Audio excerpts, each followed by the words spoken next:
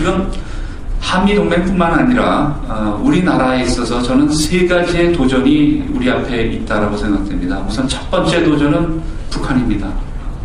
저는 저번에 대포동 2호 미사일의 실험 발사를 보면서 느낀 것은 현재와 같은 협상 프로세스와 이런 상황 속에서는 북한의 핵미사일 부대가 실전에 배치되는 것은 이제 시간 문제라는 생각이 듭니다. 따라서 이러한 요인들에 대해서 우리가 어떻게 대처할 수 있느냐의 문제가 군사적으로 있고, 또 하나는 실패국가 북한으로부터 초래되고 있는 여러 가지 문제점들, 북한의 불확실성에 관한 문제도 굉장히 큰 문제라고 생각됩니다.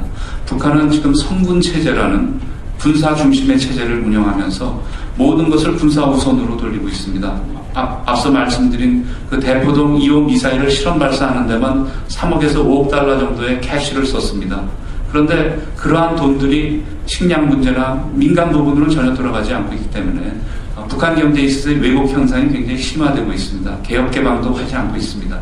그래서 그 결과 북한은 이 경제의 악순환 구조 속에 들어가 있고 빈곤의 늪 현상이 벌어짐으로써 70년대까지만 해도 북한 경제는 굉장히 중공업이 발달한 굉장히 일종의 제3세계 국가 중에서는 발전된 경제 체제였음에도 불구하고 점점 후진국형 그 경제로 뒷걸음치는, 아프리카에서도 목격하기 힘들 정도의 그런 후진된 경제로 추락되고 있다고 봅니다.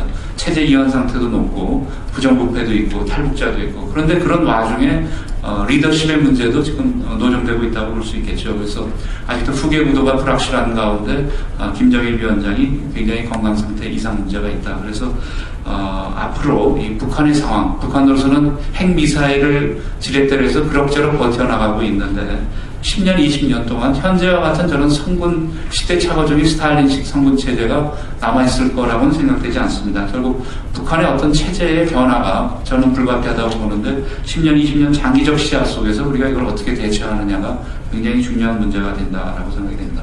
두 번째는 대국의 부상입니다. 여러분 잘 아시는 중국의 부상 또는 일본의 부상, 이 두 국가가 겨누는 그런 양상이 아마 우리 한반도 주변에서 과연 과거에 있었는지, 물론 도요토미 히데요시 시대 이래로 그러한 양상이 초래되고 있다라고 생각이 됩니다.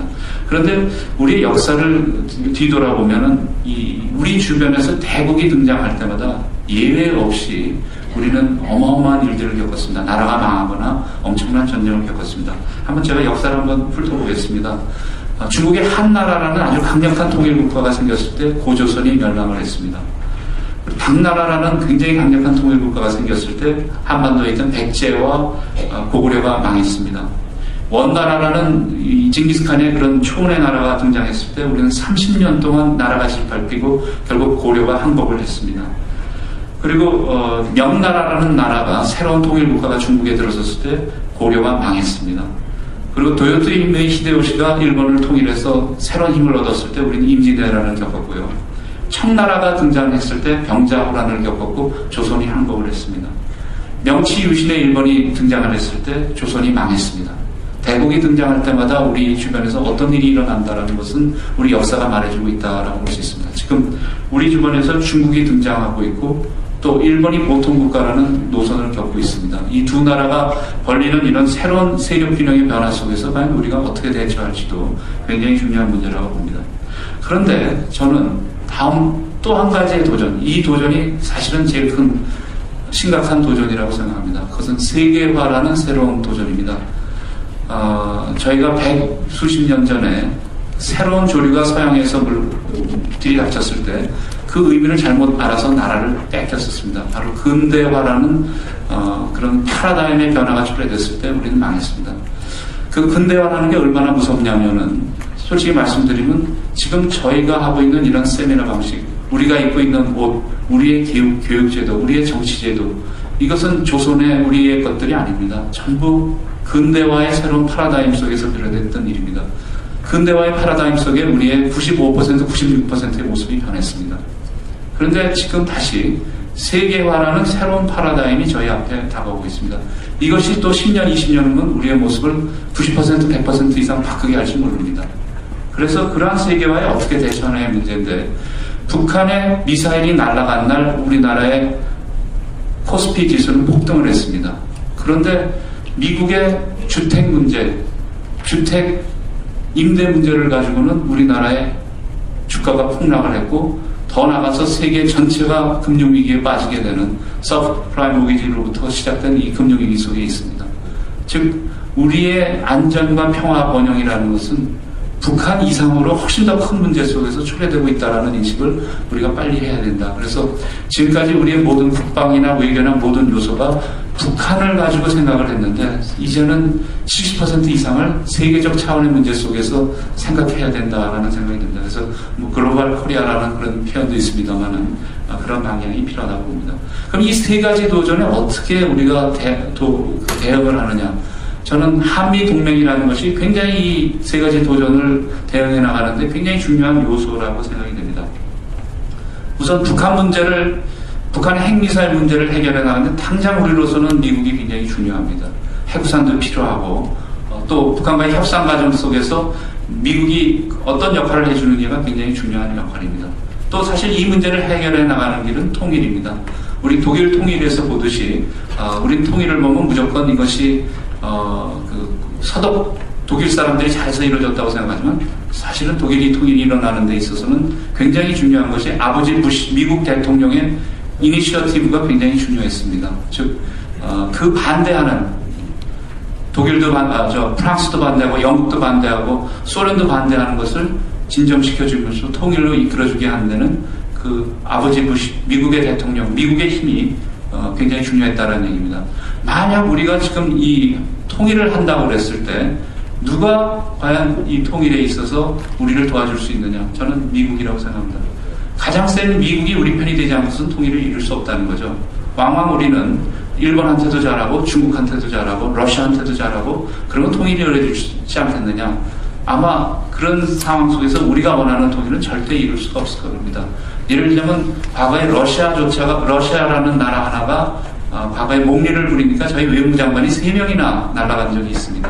가장 힘이 약하다는 러시아조차가 몽리가 부리면 우리 국력은 그런데 중국이 뭐라 그러고 일본이 뭐라 그랬을 때 과연 우리가 원하는 방향 속에서 통일을 이룰 수 있느냐의 문제입니다. 결국 미국이 우리 편이 돼서 중국, 러시아, 일본을 정리해주지 않고서는 우리 통일이 될 수 없다. 즉 미국을 우리 편으로 끌어들이는 것이 굉장히 중요하다는 점입니다. 마지막으로 세계화라는 그런 도전입니다. 이건 어마어마한 도전입니다. 지금 이건 미국조차도 혼자의 힘으로 할 수 없는 사태죠. 지금 세계적으로 보면은 모든 민주화된 성숙한 국가들에 있어서 리더십들이 전부 위기를 겪고 있습니다. 처음 출범할 때는 굉장히 지지율이 높다가 조금 있으면 지지율이 전부 낮아지고 있습니다. 근데 그 지지율이 낮아지는 이유를 보면 세계적으로 공통된 현상이 있습니다. 중산층이 붕괴되고 빈곤 현상이 심화되고 뭐 여러 가지 불만들, 경제적 불만들이 많습니다. 세계화라는 것은 고용 없는 성장도 있고 20대 80 현상도 심화되고 있습니다. 20%만 일하면은 나머지 80%는 고용하지 않아도 되는 그러한 구속들이 있는 셈이죠. 그러다 보니까 이러한 문제를 해결하는 신자유주의의 문제점들을 해결하는 특히 이런 금융위기와 같은 그런 상황을 해결하는 데 있어서 굉장히 중요한 것이 말하자면 세계적인 이 통제할 수 있는 시스템이라 할까요? 영어로는 글로벌 거버넌스라고 그럽니다만 그런 것들이 굉장히 중요해지고 있습니다. 마음대로 신자유주의적으로 국가가 개입하지 않도록 하는 것이 그것이 항상 옳은 것은 아니다라는 얘기죠. 그래서 국가의 혼자의 리더십으로 해결할 수 없고 전 세계가 합심을 해서 해결을 할 수밖에 없는데 그런 과정 속에서도 글로벌 리더십, 글로벌 거버넌스가 굉장히 중요한데 최근에 G20라는 그런 글로벌 거버넌스의 하나의 초기적 시스템이 만들어진 적이 있습니다. 우리는 거기에 지금 자랑스럽게도 G20에 들어갔습니다만은 그 보궐생이었습니다. 미국이 한국을 끼워주는 바람에 G20에 들어갔는데 최근 나오는 얘기들은 G20 가지고는 좀 너무 크다. 이것을 G14로 바꿔야 된다 그러면서 G14에 불행스럽게도 지금 한국은 빠져 있습니다.